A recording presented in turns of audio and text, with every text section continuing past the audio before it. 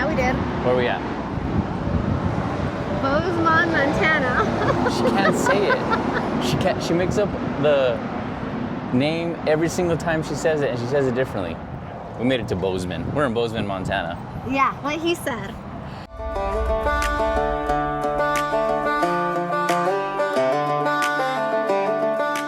A place called Jam. Just Jam. Anyway, they're known for their cinnamon rolls. So that's what we're gonna try and get some lunch. We woke up at 3:30 this morning, Albuquerque time, and then we flew to Vegas, and then got here to Bozeman. But the funny thing is that it goes, what time is it in Montana? And I said, it's mountain time. And then she says, I'm gonna Google it. He was right. And she Googled it, and the time's exactly the same. And then you said, I'm not gonna say it.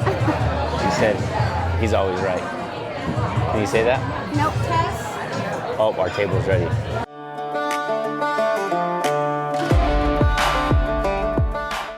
Well, we made it. 20 years we've been married yesterday. Together 26. Yeah. But we decided to do something a little bit different for our anniversary. We decided to come to Bozeman, Montana. So we're gonna literally just try to unwind and relax. We're gonna check out Yellowstone. We're gonna go on some hikes. So we flew in this morning. We were starving, so we came to downtown Bozeman, went to a little spot called Jam. Mm-hmm. It's actually really, really good. Yeah, I would recommend if you're in the area or coming to visit. Rate it out of 10. 8.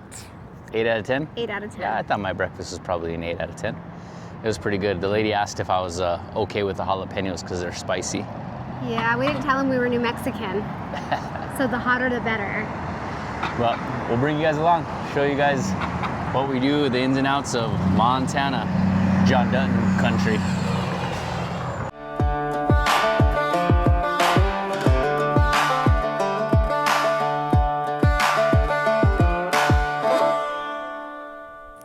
So we made it to, what is this state park called? Lewis and Clark. Lewis and Clark's National State Park. We found this on TikTok. I found it on TikTok. And it's about 50 minutes or so from Bozeman. So we decided to come check it out. Ironically, our 1-year anniversary of us being together. So in 2001, we went to Carlsbad Caverns, obviously in New Mexico, for our 1-year anniversary that we were together. Not married, but together. So this is perfect. So 25 years ago, we went to Carlsbad. So this just worked out coincidentally that we decided to come here, being that yesterday was our 20-year wedding anniversary. So our tour is at 4 o'clock. We don't want to, there's not much to do but hike and eat ice cream at the gift shop. But since there's Two of my favorite things, by the way. Since there's no bathrooms in the cave whatsoever, we just decided not to test out that theory.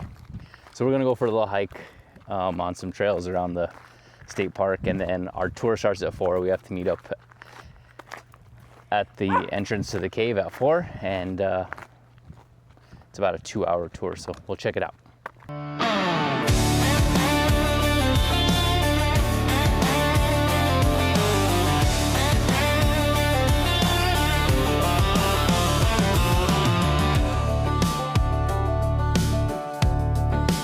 This is my kind of tree. Ice cream and chocolate.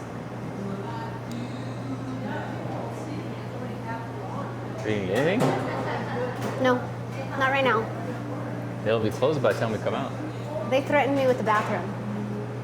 So you can't use the restroom for 2 hours, and if you have to go to the bathroom, then you have to pee in this Ziploc bag, and you have to carry it the whole time. I didn't make that up. That's what we were told.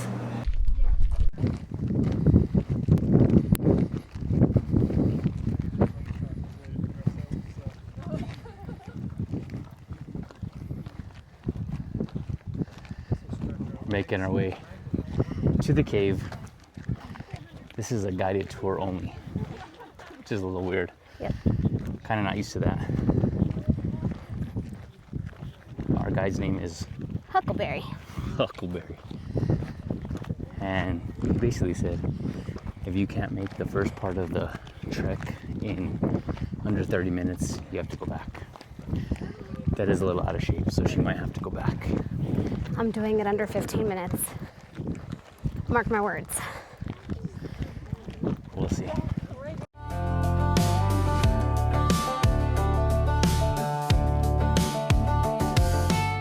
And looking at a land claim map of the time, would any of you care to guess what just so happens to belong to the North Pacific Railroad? That's exactly right. Most of this mountainside here for the London foothills. So they're none too happy to discover that Morrison's offering tours on their land. So they take him to court.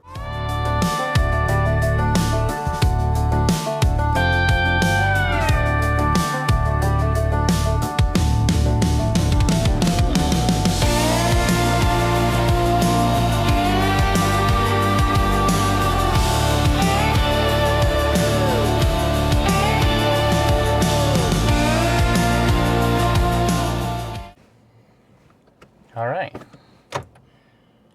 Well, we just got out of the cave tour.